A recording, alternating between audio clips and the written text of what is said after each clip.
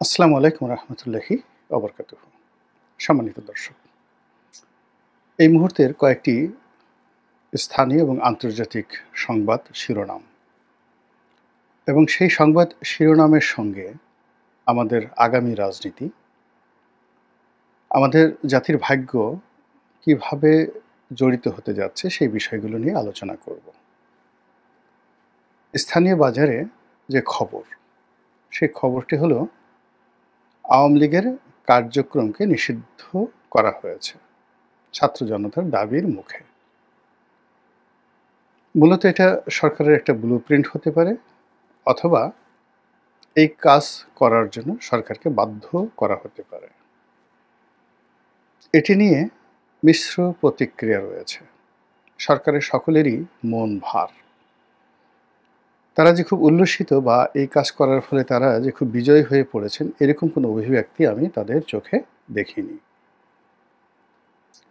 ছাত্র এবং জনতা যারা রয়েছেন, তাদের মধ্যে যে ঐক্য ছিল আগস্ট, সেপ্টেম্বর, অক্টোবর মাসে, সেই ঐক্যে সম্প্রতি ফাটল ধরেছে, ভীষণ রকম ফাটল ধরেছে। স্পষ্টতই সরকারে যে দুজন ছাত্র প্রতিনিধি রয়েছেন আর রাজপথে যারা আছেন, হাসনাত সার্জিস, তাদের মধ্যে বিরোধ এখন তুঙ্গে। এর পরের যে খবর, সেটি হলো সরকারের ভিতরে এবং বাইরে ডক্টর আসিফ নজরুলকে উদ্দেশ্য করে বা তাকে টার্গেট করে যে সকল কথা এবং বার্তা ছড়ানো হচ্ছে, তাতে করে এই ভদ্রলোকের জীবন রীতিমতো জাহান্নামে পরিণত হয়ে গেছে। তিনি অসহায় হয়ে পড়েছেন এবং এতটা অসহায় যে ফেসবুকে এসে তার নিজের মনের কথা বলতে হচ্ছে। আশ্চর্যজনক ব্যাপার হলো, তার সেই ফেসবুক যে কমেন্টগুলো, সেই কমেন্টগুলোতে তার পক্ষে কোনো লোক নেই এই মুহূর্তে। এমনকি তার একান্ত আপনজন যারা আছেন, যারা তাকে আদর্শ মনে করতেন, এবং সারা বাংলাদেশের শিক্ষকদের মধ্যে এই জুলাই পূর্ব সময়ে তার যে জনপ্রিয়তা ছিল, এমন জনপ্রিয়তা বাংলাদেশের কোনো বিশ্ববিদ্যালয়, কলেজ বা স্কুলের কোনো শিক্ষকের জীবনে জাতীয় পর্যায়ে ঘটেনি। একেবারে টপ অফ দ্য লেভেল। কিন্তু তিনি যদি এখন পদত্যাগ করেন, তারপর বিশ্ববিদ্যালয় ক্যাম্পাসে ফিরে যান, ঘোরাফেরা করেন, এই বিষয়গুলো একেবারে অসম্ভব ব্যাপার। তার জীবন, জীবিকা, পরিবার, পরিজন সব কিছু এখন হুমকির মধ্যে পড়ে গেছে। সরকারের ভিতরে তার কোনো সহকর্মী তার প্রতি সহানুভূতিশীল, এটি আমার কাছে মনে হচ্ছে না। তো এরকম নানা রকম মৌলিক, যৌগিক যে রসায়নগুলো সরকারের ভিতরে এবং বাইরে চলছে, যা আমরা দেখতে পাচ্ছি। এরপর বাংলাদেশকে কেন্দ্র করে কতগুলো আন্তর্জাতিক ঘটনা ঘটছে, সেগুলো বলার আগে আওয়ামী লীগ যে নিষিদ্ধ হলো, ওটা নিয়ে দু চার কথা বলে নেই। আওয়ামী লীগ নিষিদ্ধ হলো, এটা বিএনপি ভালোভাবে নেয়নি। সবাই অভিযোগ করছে যে জামাতের যারা নেতৃবৃন্দ, তারাই এই কর্মটি করিয়েছেন। কিন্তু পুরো পরিস্থিতি এতটা নাজুক হয়ে পড়েছে যে আমিরে জামাত একথা বলতে বাধ্য হয়েছেন, রাজনৈতিক দলগুলোর সঙ্গে আলোচনা করে আওয়ামী লীগ নিষিদ্ধের বিষয়ে যদি কোনো সিদ্ধান্ত নেওয়া হতো, এটি ভালো হতো। অন্যদিকে শাহবাগে যে উত্তাল সেই ছাত্র জনতার সম্মিলন চলছে, সেখানে আনন্দ মিছিলের প্রস্তুতি চলছে আমি যখন এই ভিডিও করছি। আবার ছাত্র জনতার এক পক্ষের অবিসংবাদিত নেতা জনাব পিনাকি, তিনি লন্ডন থেকে, না ঠিক প্যারিস থেকে ঘোষণা দিয়েছেন যে আওয়ামী লীগের এই নিষিদ্ধ হওয়ার যে বিষয়টি, এটি উদযাপন করা দরকার এবং সেখানে জিয়াফত হতে হবে, এবং সেই জিয়াফতে চাকবুম চাকবুম চাঁদনি রাতে একটা বিখ্যাত বাংলা গান রয়েছে, সেই গানটা বাজানোর জন্য তিনি বলেছেন এবং এজন্য যত খরচ লাগে তিনি সেটা দেওয়ার অঙ্গীকার করেছেন। তো এই যে জিয়াফত, সেই জিয়াফত নিয়ে আমি আরেকটা ভিডিও করব। কিন্তু এখানে এই পর্যন্ত সেখানে শেষ করি খবরের বিষয়ে।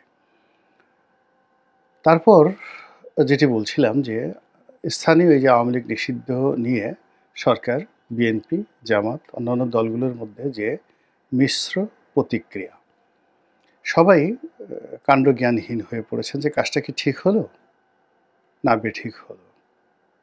এই কাজের প্রেক্ষিতে আমাদের কি বলা উচিত, আমাদের স্ট্যান্ড কি হওয়া উচিত, এই বিষয়ে সরকার, বিরোধী দল কিংবা আগামীতে যারা ক্ষমতায় আসবে বলে ধরে নেওয়া হচ্ছে তারা কেউ স্ট্রিক্ট, কনক্রিট অ্যান্ড পয়েন্টিভ কোনো সিদ্ধান্ত জানাতে পারছে না বা বক্তব্য দিতে পারছে না। এবং এই দ্বিধাদ্বন্দ্বতা জাতির জীবনে মারাত্মক বিপর্যয় ডেকে নিয়ে আসে। আমাদের সীমান্তে দুটো বড় বড় সমস্যা রয়েছে, ভারতের সঙ্গে এবং মায়ানমারের সঙ্গে। মায়ানমারের সম্পর্কটি এখন আন্তর্জাতিক অঙ্গনে আমরা দ্বিমুখী চাপের মধ্যে পড়েছি। আমেরিকা এবং পশ্চিমা রাষ্ট্র, বিশেষ করে ইউরোপীয় ইউনিয়ন, তারা চাচ্ছে যে বাংলাদেশের ভিতর দিয়ে একটা মানবিক করিডর দেওয়া হোক এবং সেই করিডরটি জাতিসংঘ ব্যবহার করবে মানবিক ত্রাণ পৌঁছানোর জন্য। কোথায়? সেই আরাকান রাজ্যে। তো যেখানে আরাকান রাজ্যে সীমান্তে আরাকান আর্মি প্রহরারত এবং এই আরাকান আর্মির দ্বারা যারা বাস্তুচ্যুত, তাদের মধ্যে জাতিসংঘ কিভাবে ত্রাণ পৌঁছাবে এটা আমার মাথায় ঢোকে না। আমি সহ অন্যান্য যারা রয়েছেন বাংলাদেশের একেবারে অল্প বুদ্ধির মানুষ, তারা সবাই ভয় পাচ্ছেন, আতঙ্ক পাচ্ছেন যে মানবিক করিডোরের আড়ালে এই রোহিঙ্গা অঞ্চলে বার্মা অ্যাক্টের অধীন একটি নতুন রাষ্ট্র, সেটা খ্রিস্টান রাষ্ট্র হতে পারে, বৌদ্ধ রাষ্ট্র হতে পারে, মুসলিম রাষ্ট্র হতে পারে, এমনকি একাধিক রাষ্ট্র হতে পারে, ছোট ছোট রাষ্ট্র, সেটা গঠন করার জন্য আমেরিকা সর্বশক্তি নিয়োগ করছে এই মুহূর্তে। শুধুমাত্র চীনকে একটা উচিত এবং দাঁত ভাঙা জবাব দেওয়ার জন্য এবং ওই অঞ্চলে নিজেদের আধিপত্য বজায় রাখার জন্য। আর এই কাজে বাংলাদেশকে একটি ট্রানজিট পয়েন্ট হিসেবে তারা ব্যবহার করার চেষ্টা করছে ভয়ানকভাবে, যার আতঙ্ক আমাদেরকে পেয়ে বসেছে। অন্যদিকে ভারত এবং পাকিস্তানের মধ্যে যে যুদ্ধ, সে যুদ্ধ আমাদেরকে আতঙ্কের মধ্যে ফেলে দিয়েছিল। এখন মার্কিন যুক্তরাষ্ট্র এবং চীনের মধ্যস্থতায় এখানে যুদ্ধবিরতি চলছে এবং সম্ভবত এটি স্থায়ী হতে যাচ্ছে। অতীতে যেই কয়বারই ভারত এবং পাকিস্তানের মধ্যে যুদ্ধ হয়েছে, পুরো যুদ্ধটাই ছিল রাজনৈতিক। যখন দুটো রাষ্ট্রে শাসকরা খুব বিপদের মধ্যে থাকেন, তখন তারা এই সীমান্তে উত্তেজনা তৈরি করেন, আবার খুব তড়িঘড়ি করে সর্বোচ্চ 1 সপ্তাহ থেকে 15 দিনের মধ্যে এই যুদ্ধ নিষ্পত্তি হয়ে যায়। এইবারের যে রমরমা যে অবস্থাটা ছিল, যুদ্ধংদেহী যে অবস্থাটা ছিল, তাতে সকলের মধ্যে একটা সাসপেন্স চলে আসছিল যে পরমাণু যুদ্ধ বোধহয় শুরু হয়ে গেল। কিন্তু সেটি বন্ধ হয়ে গেছে এবং আমার ক্ষুদ্র বুদ্ধি নিয়ে একেবারে প্রথম দিকে যখন আমি ভিডিও করেছিলাম, তখন আমার কাছে মনে হয়েছিল যে এই যুদ্ধ বেশি দিন দীর্ঘস্থায়ী হবে না এবং এটা খুবই দ্রুত নিষ্পত্তি হয়ে যাবে। এবং এটি নিষ্পত্তি হয়ে গেলে বাংলাদেশের জন্য এক ধরনের বিপদ, আর নিষ্পত্তি না হলেও আর এক ধরনের বিপদ। যদি পাকিস্তান জিতে যেত, পুরো বাংলাদেশে পাকিস্তানি আধিপত্য, ইসলামপন্থীদের বাড়াবাড়ি, এটি মারাত্মক আকার ধারণ করত। আর ভারত যদি জিতে যেত, তাহলে আমাদের সর্বনাশ হতো। কিন্তু এই যে একটা যুদ্ধবিরতি, সেই যুদ্ধবিরতিতে ভারত যে সময়টা পেয়েছে, ব্রিদিং সময়টা পেয়েছে, শ্বাস নেওয়ার সময় পেয়েছে, এই সময়টিতে তারা বাংলাদেশে কূটনৈতিক চাল চালবে। এবং এখন আমাদের জন্য যে বুদ্ধির দুর্ভিক্ষ চলছে, চিন্তা এবং চেতনার যে দুর্ভিক্ষ চলছে, এই দুর্ভিক্ষের মধ্যে অস্ত্রের আঘাত, যুদ্ধের দামামা, এগুলোর চাইতে কেউ যদি আমাদের সাথে চালাকি করে, তারপরে আমাদেরকে ঠকানোর চেষ্টা করে, আমাদের সঙ্গে কূটকৌশল করে, এটি আমাদের জন্য রীতিমতো ডিজাস্টার। এর কারণ হলো গত সেই 15টি বছর ধরে ক্রমাগত জুলুম অত্যাচার। তারপর সেই জুলাই আগস্ট থেকে আজ পর্যন্ত সরকারের সম্ভোগ গতি, সর্পগতি, সর্পিল গতি এবং তাল বেতাল, যেটিকে ডক্টর মোহাম্মদ ইউনূসের ভাষায় লড়র ভড়র, সব কিছু লড়র ভড়র হয়ে গেছে। এই লড়র ভড়রের কারণে আমাদের মন এবং মস্তিষ্কের উপর গজব নাজিল হয়ে গেছে। মন থেকে ভালো কোনো শুভাশিস আসে না, মস্তিষ্ক থেকে ভালো কোনো চিন্তা আসে না। ভীষণ রকম আমরা অস্থির অবস্থার মধ্যে আছি। এভরিবডি, দেশ, কাল, জাতি, সমাজ। খুব সহজে ভয় পাই, খুব সহজে আনন্দিত হয়ে পড়ি, খুব সহজে কেঁদে দেই এবং খুব সহজে হেসে দেই। এরকম আমাদের একটা জাতিগত বৈশিষ্ট্য হয়ে এসেছে। তো এই সময়টিতে যদি কেউ আমাদের সঙ্গে চালাকি করে, একটা চকলেট দেখিয়ে বলে এটা বোমা, আর একটা বোমা দেখিয়ে যদি বলে এটা চকলেট, আমরা এই দুটোর পার্থক্য এই মুহূর্তে করার মতো অবস্থায় নেই।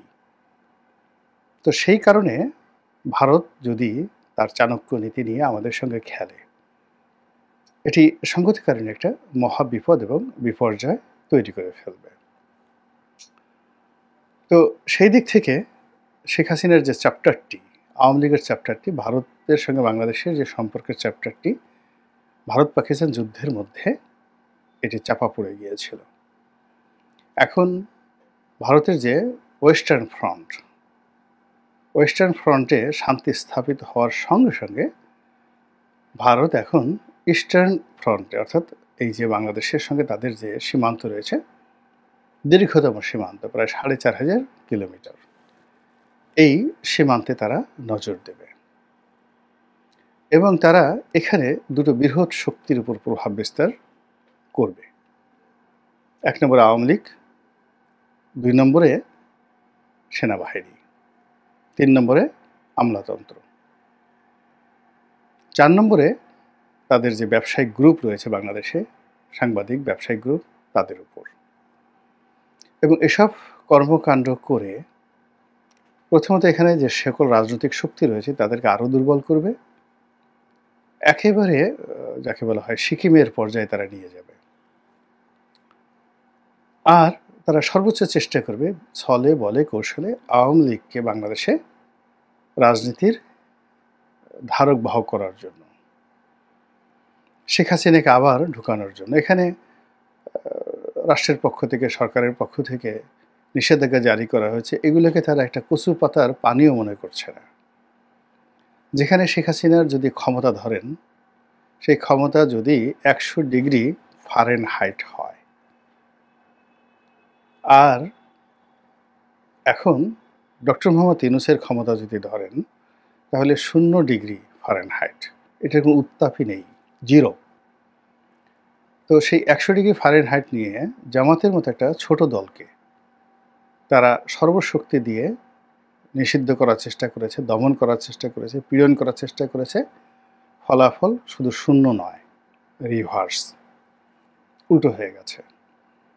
তো সেই দিক থেকে ০ ডিগ্রি তাপমাত্রা যাদের সরকারের, সেই সরকার আওয়ামী লীগের বিরুদ্ধে বিরাট একটা সিদ্ধান্ত নিল, আর অমনি সেটা আগ্নেয়গিরির অগ্ন্যুৎপাতের মতো সেই জ্বলন্ত লাভা সেটি এই ভূপৃষ্ঠে উদ্গীরণ করা শুরু করলো। এটা কখনো হবে না। বরং এখানে আওয়ামী লীগের পক্ষে যে বিষয়গুলো হয়ে গেছে, আলটিমেটলি অনেকগুলো জিনিস চলে গেছে, এটি যারা এই সিদ্ধান্ত নিয়েছেন তাদের সবাইকে ভোগাবে। তো যেটা বলছিলাম যে এখন মে মাস চলছে, জুনের একেবারে প্রথম দিকে কুরবানির ঈদ এবং দীর্ঘকালীন ছুটি, প্রায় ১০ দিন সরকারি অফিস আদালত বন্ধ থাকবে। এরপরে শুরু হবে উত্তপ্ত জুন মাস। তো জুন মাসের দিকে বাজেট প্রণয়নের সময় সরকার খুব ব্যস্ত থাকবে টাকা পয়সার হিসাব মেলানোর জন্য। জুন, জুলাই এবং আগস্ট, আগস্ট মানে সেই আবার অভিশপ্ত আগস্ট আওয়ামী লীগের জন্য। ফলে এই সময়টিতে আওয়ামী লীগ সর্বশক্তি নিয়োগ করে তারা রাজপথ গরম করার চেষ্টা চলবে। তাদের যে নেত্রী শেখ হাসিনা এই টুস করে ঢুকে পড়েছে, ঢুকে পড়ুন বা না পড়ুন এটা ভয় দেখানো হবে। এবং এই ভয়ের জন্য তারা সেই রাখাল বালকের ঘটনা তারা আ সেই গল্পের তারা মহড়া দেবে। আজকে ঢুকে গেছেন শেখ হাসিনা ত্রিপুরা দিয়ে। এখন কুমিল্লার এই সীমান্তে আছেন, এরকম গল্প বলবে। আজকে শেখ হাসিনা ঢুকে গেছেন, দিনাজপুরে আছেন, গল্প। লোকজন গিয়ে দেখবে ভুয়া, ভুয়া, ভুয়া। এইভাবে চারিদিক থেকে যখন ভুয়া, ভুয়া আওয়াজ হবে এবং লোকজন যখন একেবারে নিশ্চিত হবে যে আওয়ামী লীগের কোনো শক্তিই নেই,